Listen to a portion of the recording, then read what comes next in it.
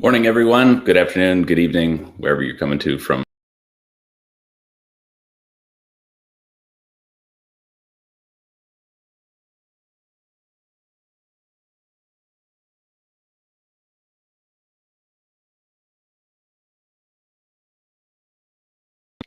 Glad to do this today. We've got some exciting things to show the audience, talk about. We'll take your questions later in the day. We're going to start with a bit of a demo of some of the new features and workflows that we have. Andrew's going to walk us through some of that. Without further ado, Andrew, you want to introduce some of the new things that we got that just came out? Sure. Hi, everybody. Happy to be doing this. I'll try to keep any kind of demo relatively short, since everything is more or less demoed in the release stuff that we did for the new features. But if and then we can just open it up to questions. I really want this to be a collaborative conversation. Whatever that means.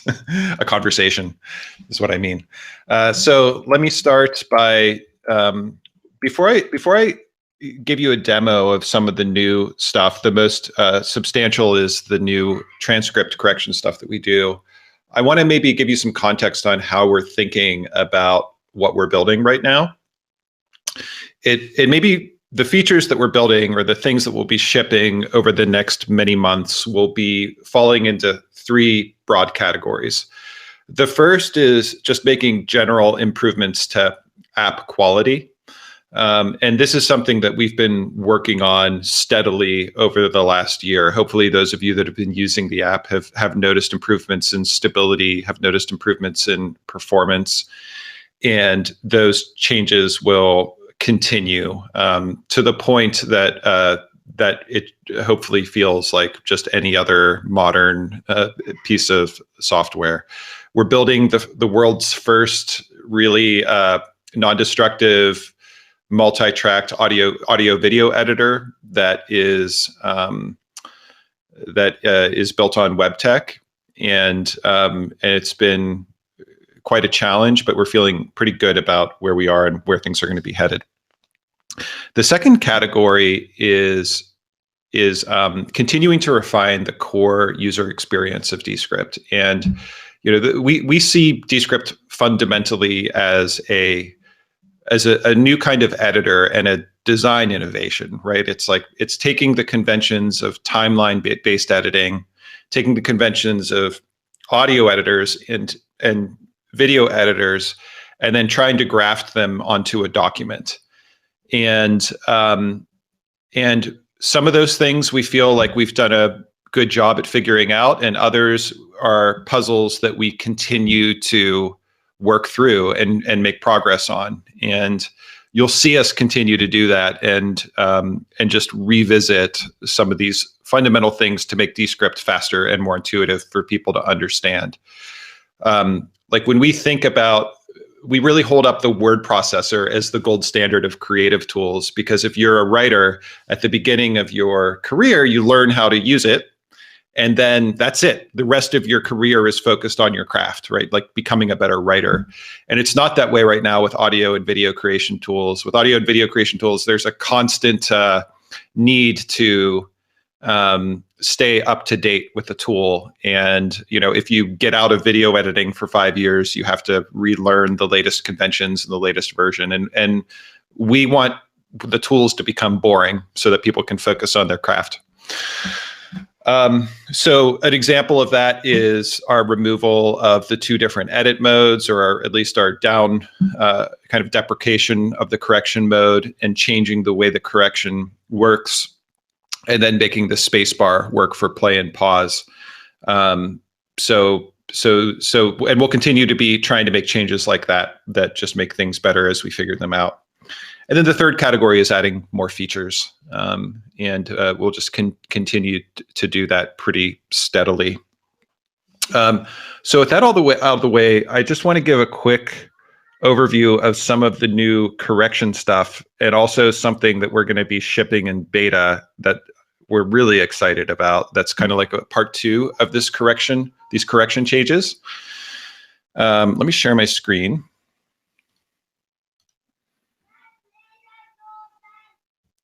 I'm looking at the comments, which I wasn't doing before. Oh, I'm glad people like the new publishing workflow. I agree. We feel a lot better about that too, and that's going to continue to get better. So right now, the way that screen recordings are organized in your drive is kind of bananas. It's like the separate section and difficult to understand. Screen recordings by default will be put in projects soon and better integrated with everything else. And in general, it'll be easier to find your published material. Can you see my screen? We can see it here. Yep. Okay. All right. I don't actually think I have my sound working. Let's see if I can get this to work. Do I set the input to loopback? Is that what I do? All right. Can you guys hear this? That was just me talking. Could you hear it? I can't hear it, but are you good? Okay, good. Okay, so it doesn't look like people can hear it, Andrew. Oh no? So, yeah. So you might have to. Might have just been because it was my voice. How about this? It doesn't look like it. No. I might also. Except now I can't hear anything. All right, whatever.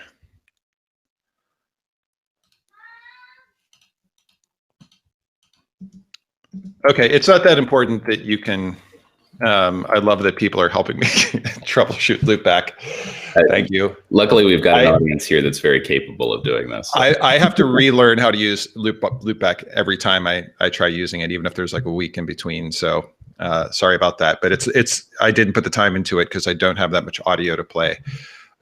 So the basic changes we've made to the correction workflow are that now you can highlight words like that, and then you can press the E key to quickly get in here. If you're not a keyboard shortcut person, you can just go like that, and you can, or you can click that button down there. But the idea is to try to make it so you can have like a fixed hand position where your fingers are on the E, W, and Q keys, and be playing without pausing and just very quickly make these corrections. So for example, as I'm playing, I can hold E and click and make whatever my correction is, hit return, and it'll just keep playing. The other keys that we have are holding W to toggle through comma, period, and space, and holding Q to toggle capitalization. And then we try to be smart with capitalization, as you can see when you add a period, for example. So that's what we've shipped so far. And now I want to show you what we're shipping in beta. This is really cool. It's still coming together, but you've probably noticed there's these green underlines. And this is a new feature that we have called Detect Transcription Errors. And we are doing some fancy behind the scenes stuff to flag words that we think are likely to be transcription errors. And then we have this correction wizard flow, where what it'll do when I go into this flow,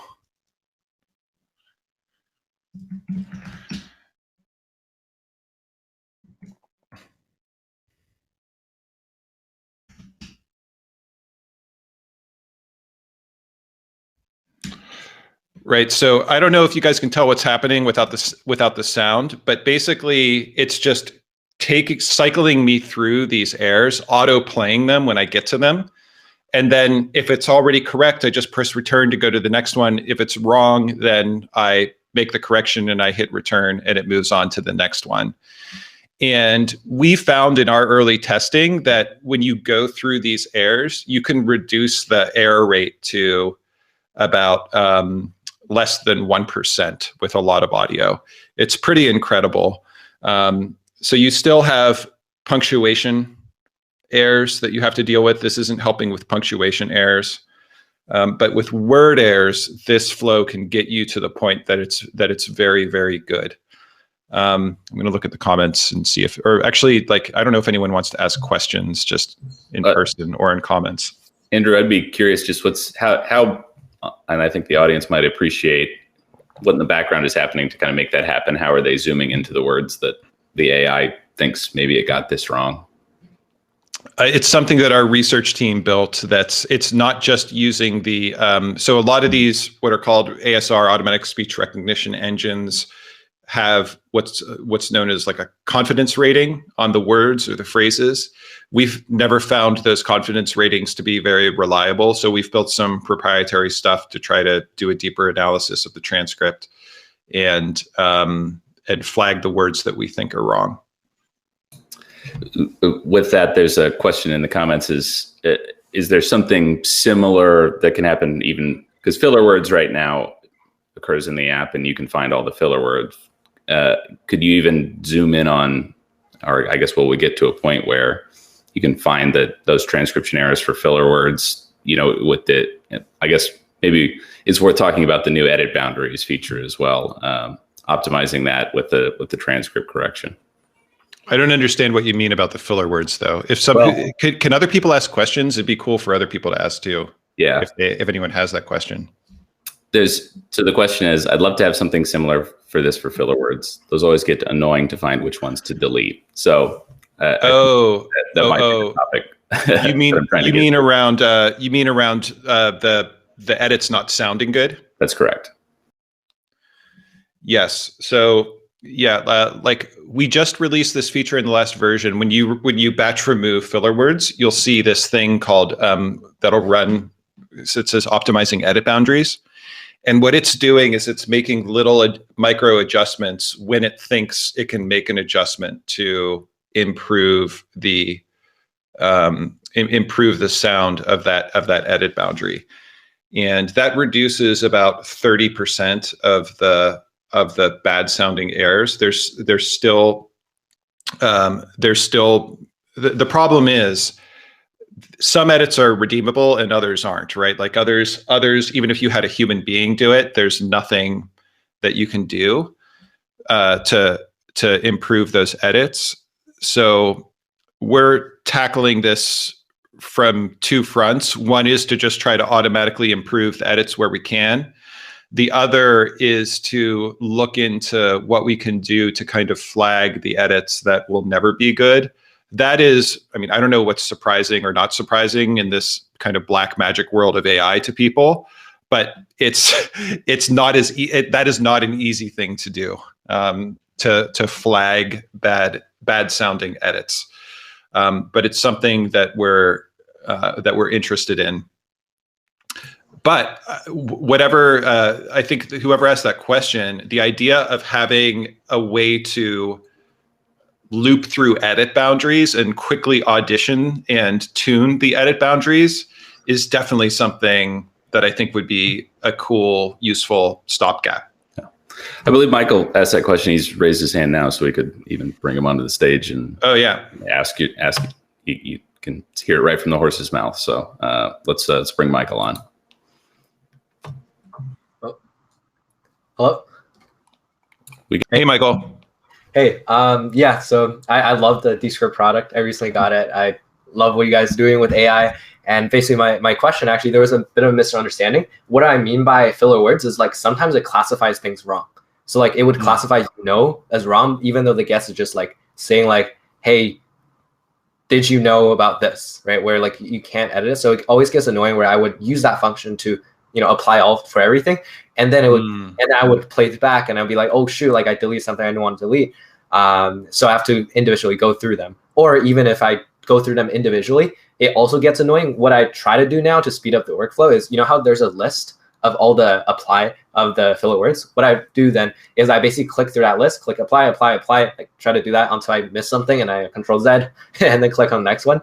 But even that gets pretty tedious. So I'm curious, if I heard it correctly, the current correction mode is like it would loop through all the corrections so you can hear it and then you can correct it on the spot with your keyboard, right? I wonder if there's something like that that can be done for filler words. That's like you just hear only the filler words and you just press delete when you want to delete it and it moves to the next one. And if that's wrong, then you don't. Yeah. So you should be able to do that, I think. So Yeah. if you go into search and you search for filler words, I think I already removed all the filler words from this. Let me see if I can create a new one that has them. Okay. So what I can do is we added this feature, I think, last release called Spot Audition. And when this is turned on, when you get here, it will automatically play it. So as I'm proceeding through these, so like if I hit apply, it takes me to the next one and it plays it, right? And then what you can, I mean, we could make these controls a little bit better, but if you learn these keyboard shortcuts, what you would do is you would hit, so you hit return to accept, or you can hit Command G to skip it, basically.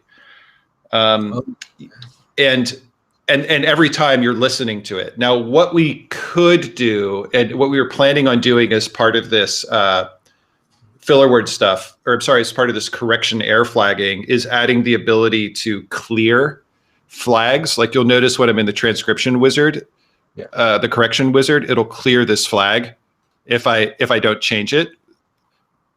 Mm-hmm. So something like that would be useful, maybe. Does that help? No, that definitely would help a lot. Because right now, when I have this list of filler words, it gets annoying because oftentimes there would be like 10 different words where I didn't want to release it, and there's like 100 different ones. So even when I spam click, eventually, that loops back to the original 10 words that I didn't want to delete originally, and I would accidentally delete it. So yeah, if we can like right click to just remove the flag, that'd help a lot. Got it. Thanks, Michael. Okay. Appreciate it. Thank you. Let's go to Doug. He had a couple of questions, so I'll hand him the mic and we'll go from there. Hey, Doug. Hi, can you hear me? I don't know why my camera's not on. It's all good. Yeah, clearly it's not. Okay, posted a couple of questions there in the question field, but we'll kind of go through them. I've got 3 that I posted. Is that okay? Let's do it. Okay. So first question is there a way to have the option of a transition like a wipe or something like that rather than always hard cuts in the video? Yeah, so what you can do, not a wipe yet, but what you can do is if you have like a edit boundary here, you can use these little fade handles, and that'll add a transition, which you can see here.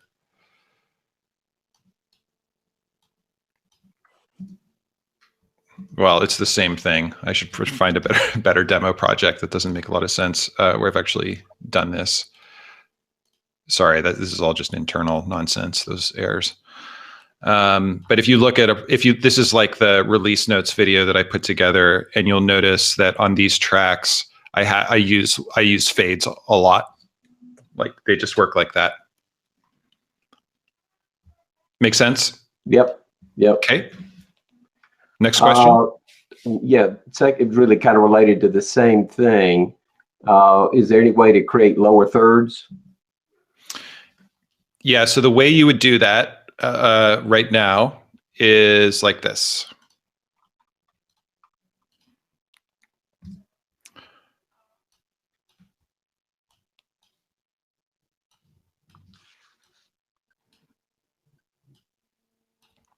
So if, say I wanted to create lower thirds across this entire composition, you're saying like captions, right? Correct. Yeah. So first you would add background, which you can do by just, I'm using the conductor feature, which just lets you type in whatever it is you want to add. So I'll add a rectangle, kind of position that where I want it to be, make it the color I want it to be. And then on top of that, I use the fancy captions feature. And the fancy captions will like channel the transcript basically. Right. And then if the only other thing you need to do is is drag the length of these clips so it's the entirety of your composition. This workflow, by the way, makes me throw up a little bit. So this is like the kind of thing that I'm talking about when I say that we'll continue to improve the UX. We have some ideas that we want to do in the future that will make it so you don't have to do dumb things like what I just did. But anyway, that's how it works in most editors, right? So that's our excuse, and that'll do it for you. Does that make sense? Yeah. That's okay. That's very helpful. I have two more questions. Can I just ask them? I think they're short. Yeah. Oh, yeah. Okay. Second question is, I've been trying to use a technology. Well, I've been trying to replicate something that I've seen that a company's really making a whole package out of called Subtitle, ZUBTITLE.com. Mm-hmm. It seems like a perfect use case for Dscript. And I've come close to replicating it, combining, creating the voice to text and using Adobe Premiere Pro and sort of doing, but it's pretty cumbersome and time consuming. It would be wonderful, if I could go through and create, whether it's a podcast or a video program, and then take clips out like Subtitle is doing that would have the automatic captioning down at the bottom and make it a really short process. Is there any way to replicate it? And I know you've got some development time, but could I do it at all is really the question. Are you asking if you can take clips of longer videos and then add subtitles on them? Yes. Caption. Sure. Yeah. So let me show you that really quick. There's a bunch of ways you can do it. So Dscript has this feature called compositions, and it's when people first start using Dscript, they often ask, why does a project have multiple compositions? But just think of it as like you can have multiple documents within a single project exactly for use cases like this. So say of this video, I just wanted to make a clip of this part of it. I can just copy and paste in a new composition.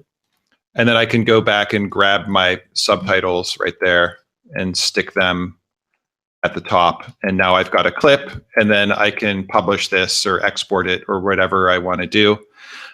We also have some other workflows that make this even easier. Like I can go here and use this tool called Clip to Composition, and it'll just clip it automatically to a new composition.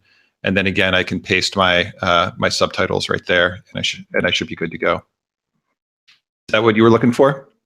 Oh, not exactly. It's more like closed captioning, where you've got, similar to how Descript, when it reads it, you can see the words highlighted, and then you've got your video, and you're creating. I don't know. It might be easier if you just click on subtitle.com and you'll see immediately what they're doing. Oh yeah, no, I know Subtitle. So this has that, right? So this like this kind of thing, right? Right. I think. I can't. Is it moving? Yeah. It's moving. You'll see. Okay. Yeah. And you can resize this, decide how much you want to fit in there, and so on.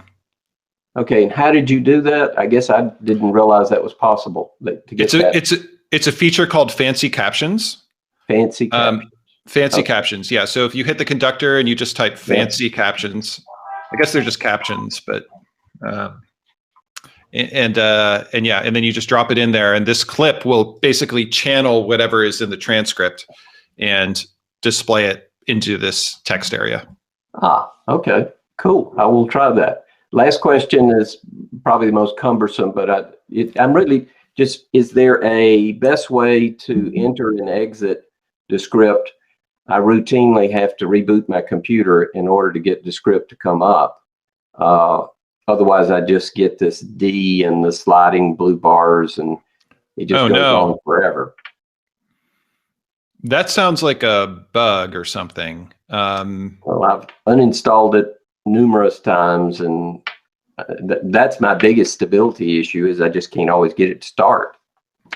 So what you should do is, like, if you can, make a screen recording of that happening and then write into support and tell them Andrew sent you, and you demand first class support. Not that you need to do that to get first class support. Okay, I will do that. Thank you. That's all. Okay. Appreciate you doing this. Yeah. Totally. We got some more questions, Andrew. So looks like Kathy's up next. So we will hand the mic to her. Hi, can you hear me? Hey, Kathy. Yeah, we hear you. First, I love Descript. I tell everybody you got to download this program. So I have a couple questions. So now that the space bar is for the stop and go, how do we use or what do we have to do now to kind of move the timeline? Because I was using it to move the timeline and now it doesn't work. Yeah, I know. Like that's one of the I loved the ability to use spacebar to move the timeline. You hold the H. You hold the H key is what you do. H. Okay. Yeah, like hand.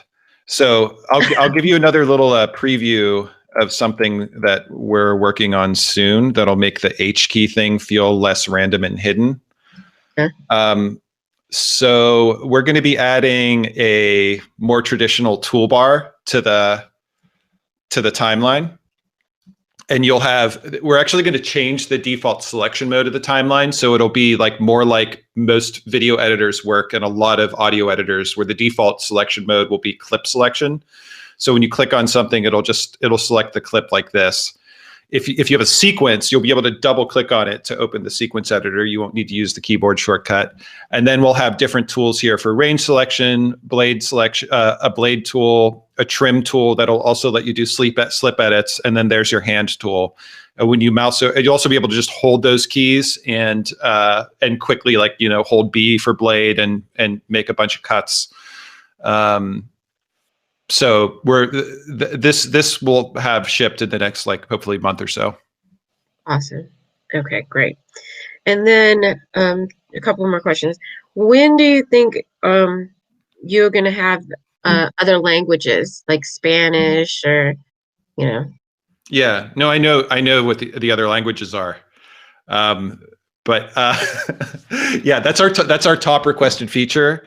And we badly want to get to it, but we're still a pretty small company, and there are certain changes like that, or like adding a mobile app, that slow everything down unless you're really scaled out to be able to just have the teams and the coverage to do it. So not this year. Maybe next year. We'll see how things go. But I wouldn't, I wouldn't kind of hold your breath for it anytime very, very soon. I'm sorry to say. Okay, I'll make it work. And then how can I okay, so with this last update, you added the room noise and the gaps. Okay, I thought I was going to love it. I turned it on. And it's awful. The room, it sounds like so much static. Like now, it's just.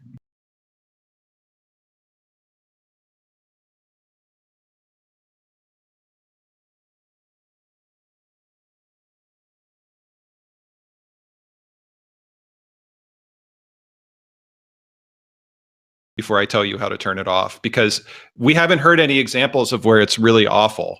Like sometimes the levels can be off, but would you mind just emailing me that project to andrew@dscript.com so I can take a look? I'll tell you how to turn it off though. Okay, well, I took them off, but I'll put them back in there just for you, because it was, I was like, oh my God, this is ruined. I had to, no, you know what? I did save it. I just restarted it because it was so bad. I was like, I don't know how to freaking remove this. So, okay. So if you click on the arrow next to the name of your project, there's an option called project settings, and in there you can turn off room tone for the project, and then you can also the other thing is on a gap clip by gap clip basis. If you click on the gap clip and then you look in the inspector on the right,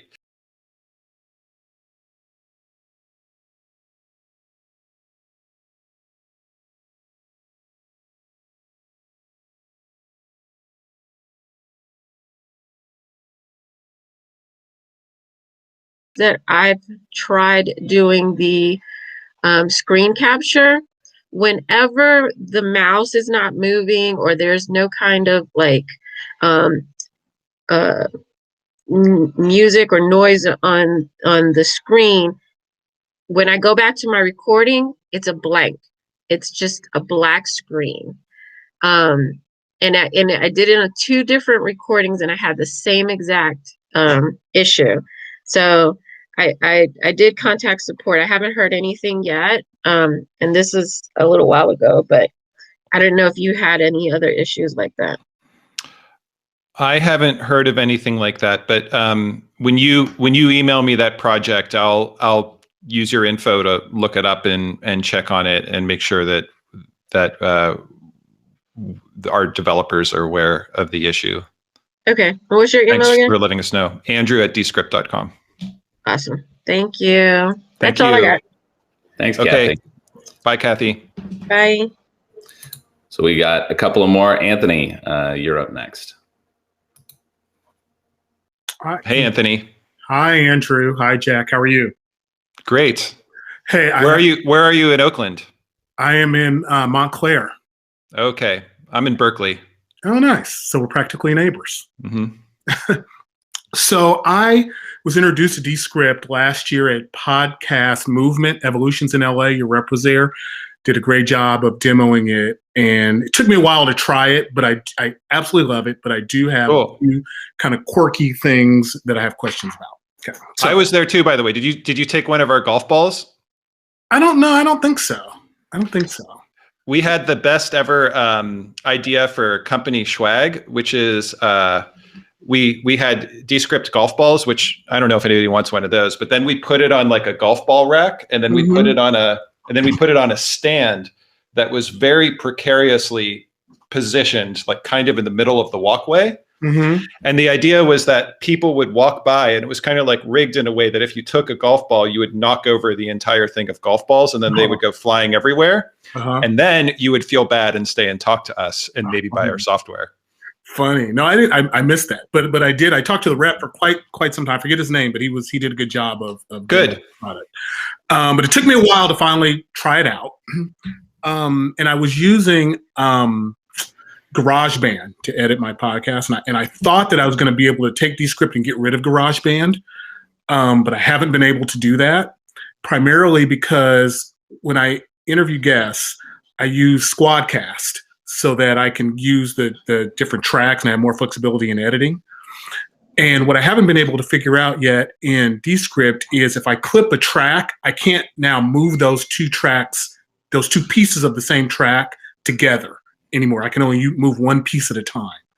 And I contacted your support group, and they said that was not a functionality in Dscript yet. And I'm wondering, do you have any plans to do that?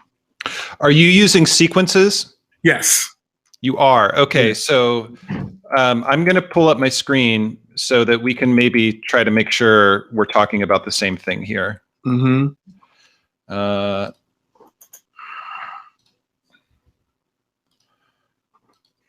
Okay, so here's a sequence project with something like 5 tracks inside of it.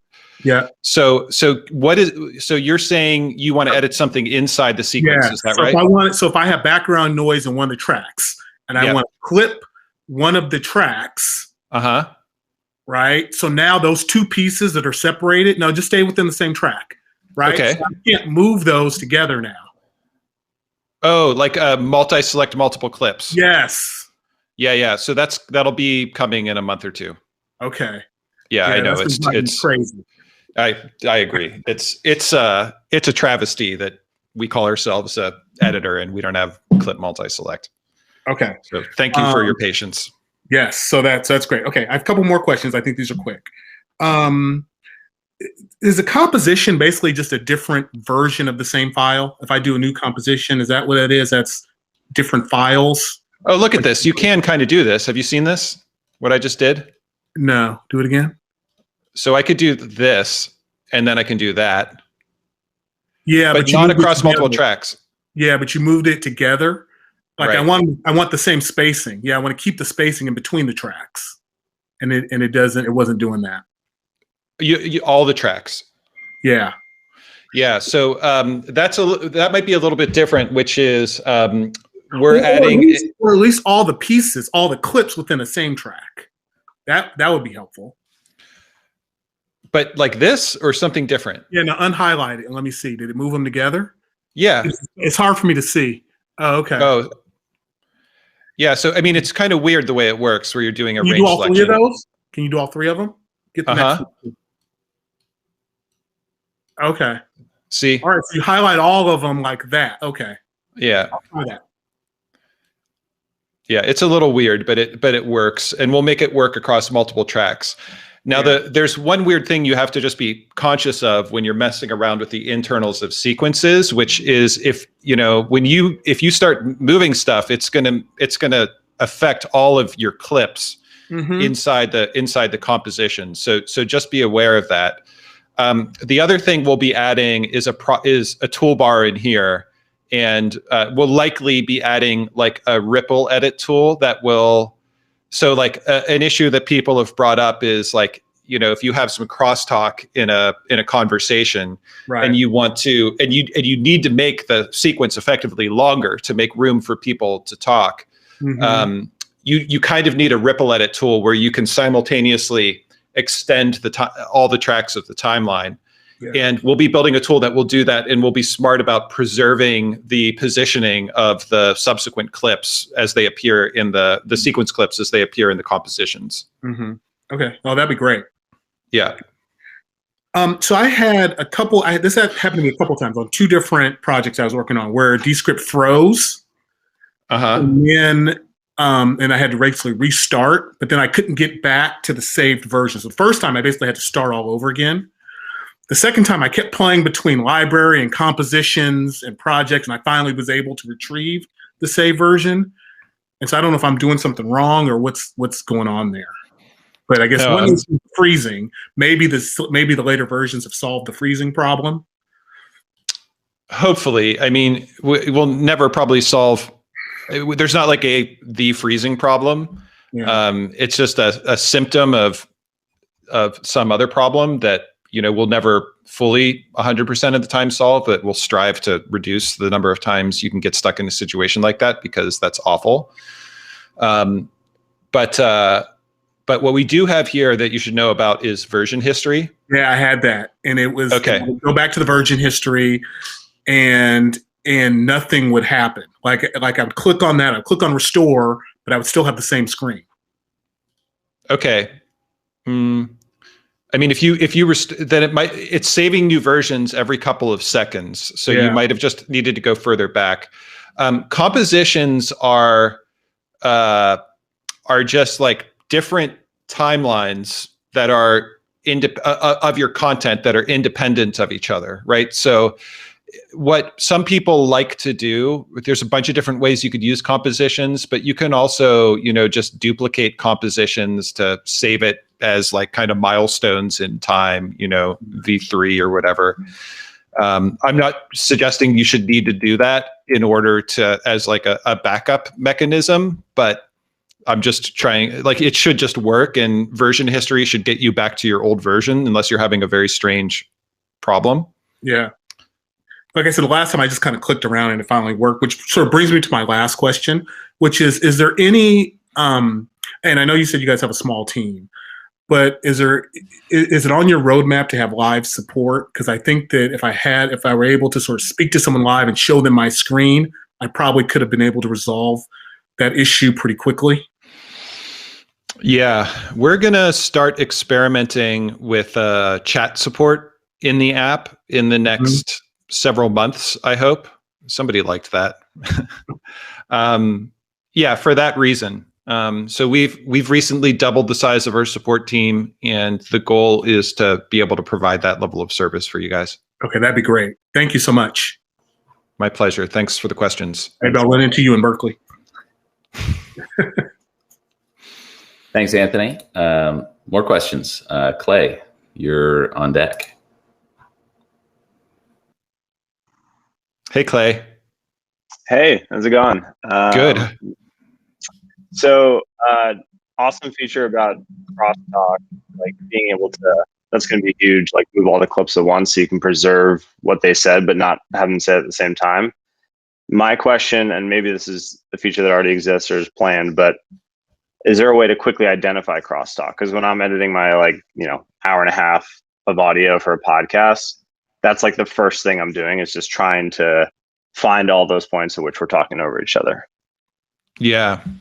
It's funny, when we've been working on this app for like a ridiculously long time, the company's been around for 3 years, but then we were building it 6 years ago inside this other startup called Detour as an internal tool. And we spent so much time in the early days talking about how to visualize and detect crosstalk. And yet here we are 6 years later and haven't done anything about it.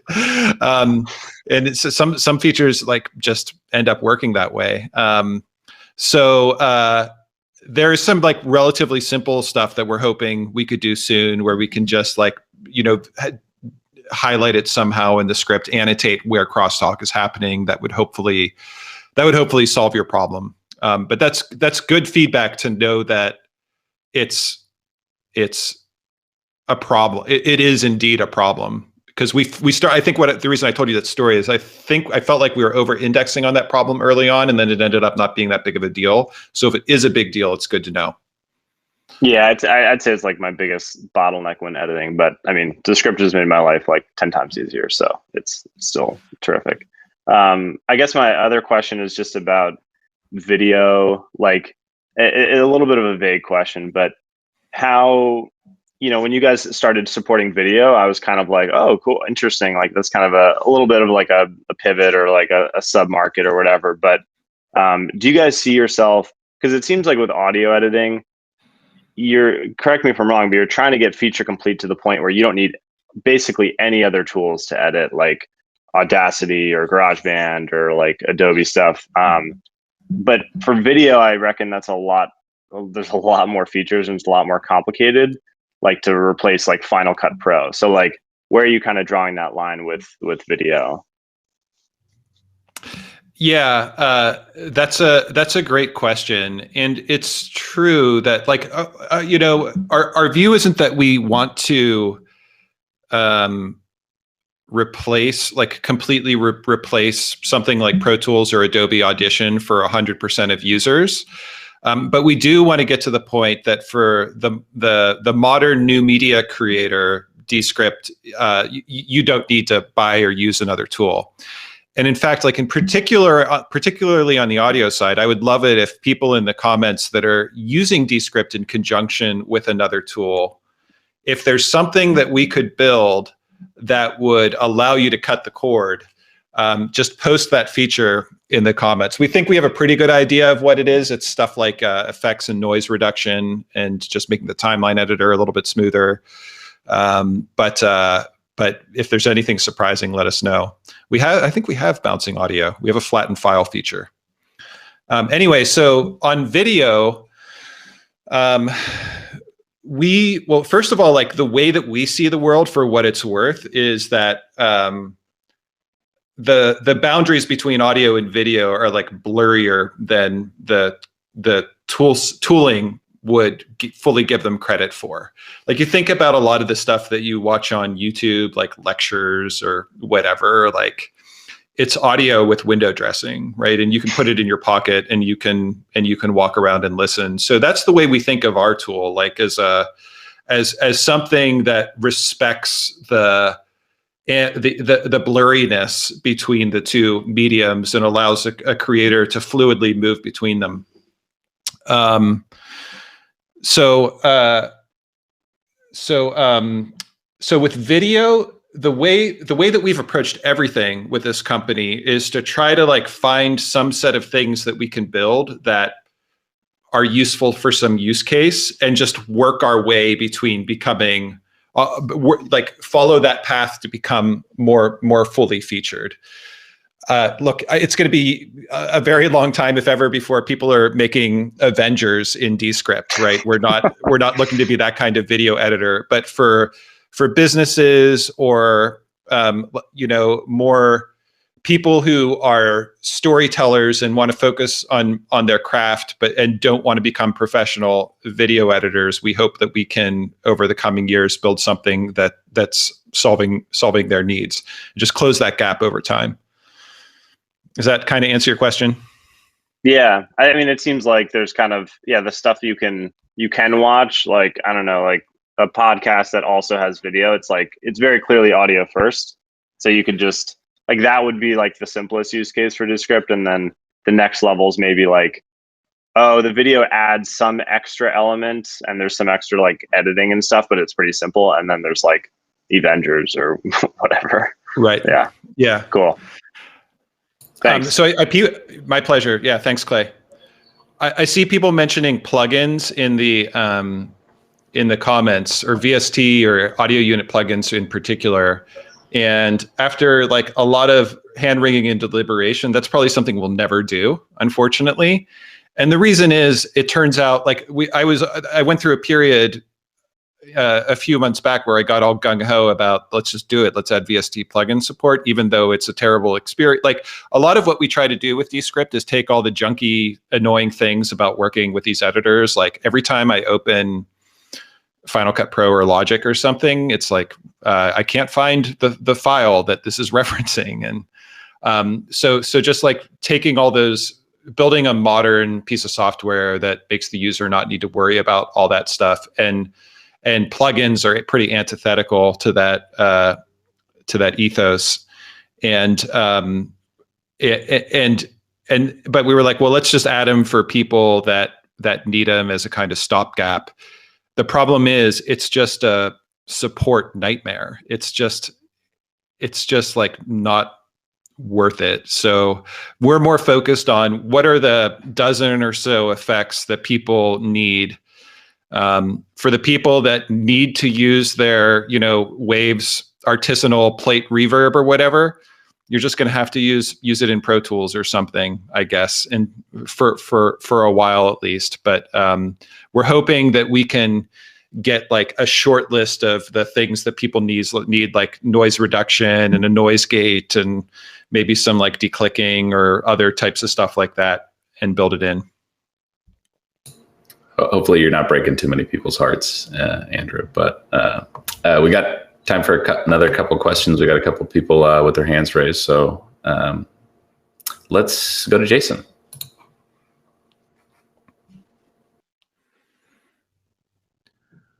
Hey, Jason. Hey, how are you? Can you hear me?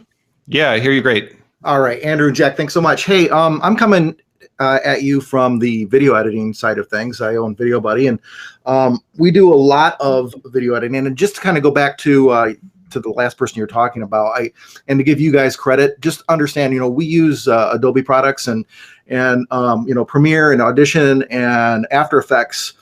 Even those things are not all combined into one tool. So, and they've had decades to develop into to work together seamlessly. So we're real pleased with what you've done so far. And the speed at which you're developing right now, I'll get to my question in a minute, but I just want to give you accolades at first, that the speed that you guys are developing, especially without having 180,000 people giving you $49 a month for a subscription, like the Adobe subscription for the Creative Suite, on a very limited staff and obviously cash flow, has been very impressive. So with that, I do have a question with workflow, because I do have with video, we have been reluctant to try to develop workflows within Descript, only because we already have our workflows within Adobe, and everybody's remote. And so to take time away to try to learn what's working, to turn it into like a all-inclusive thing, is something I'm not expecting from you guys. However, we are working in teams, and I only have myself and another video editor right now. Pretty soon I'm going to add probably 10 more people into the subscription. But once we do that, the thing that I've been noticing is a little bit of, I think from the last couple of updates, there is a sync issue or a sync timing, either something I'm not doing right, where if a video editor, a junior editor, goes in and makes some cuts. What we do is we take like a long form podcast or video podcast, and we create different compositions. We'll find snackable moments is basically what we're doing for our clients. And so for each one of those snackable moments, we will put them into an individual composition and then have those things transcribed. And then we take those things out and then do our fancy stuff in Adobe, in the Adobe stuff. So my question is yesterday I had come across a problem where I asked somebody to create the like 10 or 12 different compositions from this one long form 45-minute podcast. And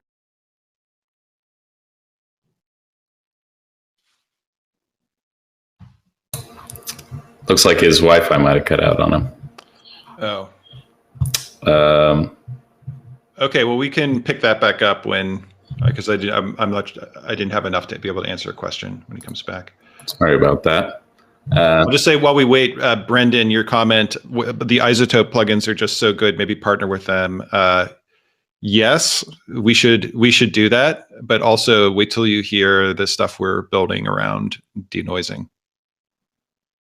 That's one thing we have been working on. Looks like, Jason, are you back now? All right. Sorry about that, guys. I don't know what happened. I will get to my question. When somebody created a project and compositions, I was unable to see or hear anything.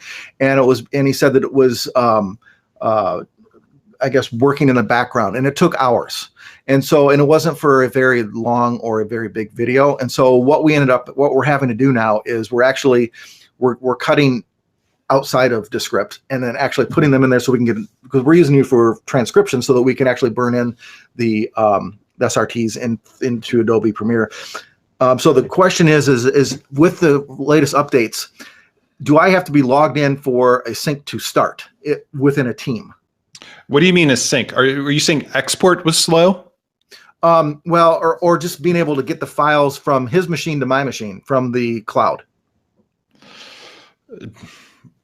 We didn't change anything that we know of that would make that worse. This is another thing. If you haven't wrote to support, write to support, and feel free to mention that you brought it up here, or write me and Andrew at Dscript, and we can try to resolve that issue. But hopefully it's something minor, because that doesn't sound like, certainly not a feature we added. The process what happens is when I log in, and it seems that it doesn't start to sync until I open a project. It'll say now, unless that's just the downloading. But this was a couple of hours later. Oh, so did you already have the project downloaded? It won't try to download a project until you initially download it at least once, and then after that happens, it'll keep it downloaded. Yeah. Didn't the download was a couple hours after it was already synced to the cloud. But then I messaged my employee, and I asked him, I said, hey, is this still uploading? He goes, no, it's uploaded, but I'm getting a message saying that it's optimizing. And this was hours after he had uploaded it. Okay, yeah, we should. This sounds like a support thing more so than it doesn't sound like it's something that's an issue on your guys' end that you're aware of. I'll try to duplicate it and then get a hold of support. Awesome, thanks. Yeah, we'll get it fixed for you. All right, thanks, guys. Take care. Thanks, Jason. Andrew, it's now top of the hour.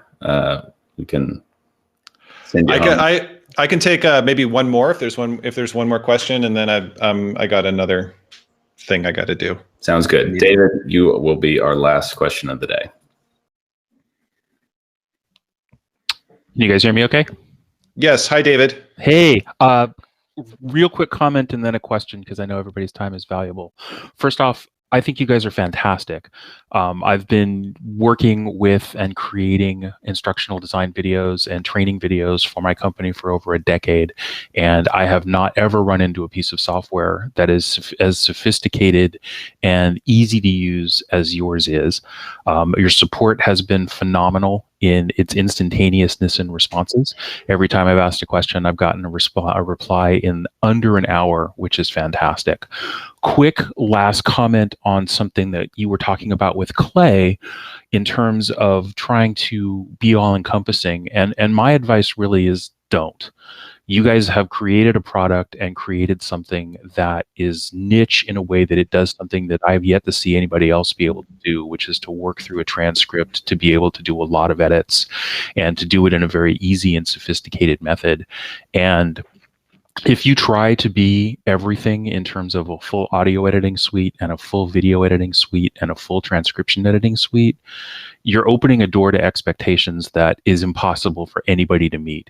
And, you know, having, as somebody who's been doing this for over a decade and having to work in multiple pieces of software, I have no problems at all doing that. And I'm very happy to use multiple tools to find the right tool to do the right job. What I can tell you is what I have found in a lot of what I'm doing right now, which is translating PowerPoint into produced video, is I have gone from roughly 8 hours per produced minute to roughly 1 hour per produced minute simply by using your software. And that is victory enough for me to say you guys don't need to do anything else or try to do anything else. If I have to round trip to Audacity or DaVinci or some other program, I'm happy to do it because you've saved me enough time that I can do those things and I can expect those programs to do what they excel at. So all of that said, my question is, and possibly a feature request, is there a way to be able to look at the edits that you have done and go back and undo an edit in the list as opposed to having to undo everything? Because when I look at the transcript, I can see all markers for all of the places where there is, here's where a gap is, or here's where I've done an edit, because I get that like gray dotted line. It would be great to be able to go back in and say, oh, that thing I cut out 20 minutes ago, I'd like to put back in, but I don't want to have to undo everything I've done in order to get there. Yes. Well, first of all, thank you so much for the kind words and the support. I can assure you that as we add features, we're pretty dedicated to maintaining the accessibility and simplicity and speed. Like when we added the video stuff, a lot of our podcast users were concerned that it would add a lot of additional complexity for that workflow. Mm-hmm. And we worked hard to make it work in a way that was pretty transparent to our podcast users. And we'll continue to be vigilant about maintaining that simplicity for people and making it only simpler. So to your question, now I forgot what the feature request was. So being able to go back in and select an edit conform to a transcript and restore just that edit as opposed to having to restore a series of things to get back to that point. Yeah, so that's a good question. I think Maddie or someone in the comments had mentioned earlier the ignore feature. Like a lot of people like using the ignore feature for edits that they're not sure about. So that's kind of like your short-term solution. Mm-hmm. The medium-term solution are two things that we want to add. One is a better tools for inspecting edit boundaries. So in the inspector on the right, being able to look at an edit boundary and see exactly what's going on there. In particular, if you've just deleted a range in an otherwise contiguous clip, showing what you deleted and allowing you to restore it. So a kind of a permanent version of what the ignore feature is accomplishing. The other thing that we'll be looking at doing, so like our search feature is something we're really excited about. Like if you notice you can search for a couple different things. You can search for text, you can search for highlights, you can search for filler words. There's something else you can search for. That's been great because it's, I've got a couple of users that or like or so isn't their filler word, but being able to use the search and find that magic word that they've totally used, because totally is absolutely a filler word of mine, and being able to find it and remove it has been really, really useful. So I love that feature. So for example, we want to add the ability to just search for edit boundaries and then cycle through those edit boundaries and quickly audition, just go through everything that way. So between those two things, hopefully it gets you closer to a workflow that you're looking for. Perfect. Last thing, and I'm happy to take this offline with your support group. You might be one of your few Windows users, just because my work is Windows based. We have lots of Windows users. Oh, that's good to hear. That's good to hear, because I look forlornly at my Mac all day when I'm working on my PC. But other question is about screen Windows recording. 8. Yeah, I typed in Windows 8 before, and that was a typo on my part. But I'm sorry that Nathan has to use Windows 8. That's just mean. Screen recording. I've had some issues with Windows 10 and screen recording and being able to either get it to work or figure out if it is working. And I know that's something that's been coming up in your software development. Where does that stand now? Is that at a point where you guys feel that it's working, and if I'm having issues, I should talk to support? Or is that still in development in that it's not quite where you want it to be yet, that I shouldn't be trying it? And that's my last question. I mean, we shipped it, so you should be trying. Just implicit in that is that you should be trying it. I couldn't say you shouldn't be trying it. We are continuing to improve it. It should be working, and you should contact support. All that said, I know that they're working on an overhaul of the foundational technology that we're expecting to ship in the next couple of weeks to month. Cool. That should make everything a lot more stable. Okay. Yeah, and I'm fine with that. You guys have been developing and going through development cycles so quickly. In the last 3 weeks, I've gone from being a demo user to being a paid subscriber, and I've seen 3 or 4 software updates in that time, which is super impressive. So kudos to you and your team for being able to be so swift in recognizing that.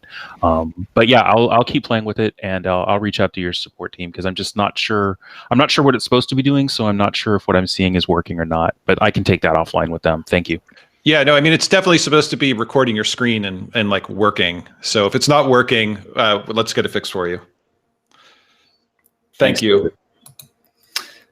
With that, thanks for sticking around, Andrew. We will do more of these in the future.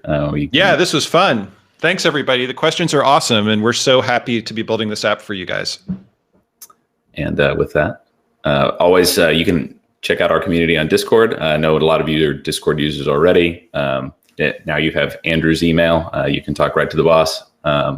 So thanks again for your time today. And yeah, we're looking forward to doing this again soon. Bye, everyone. Thank you.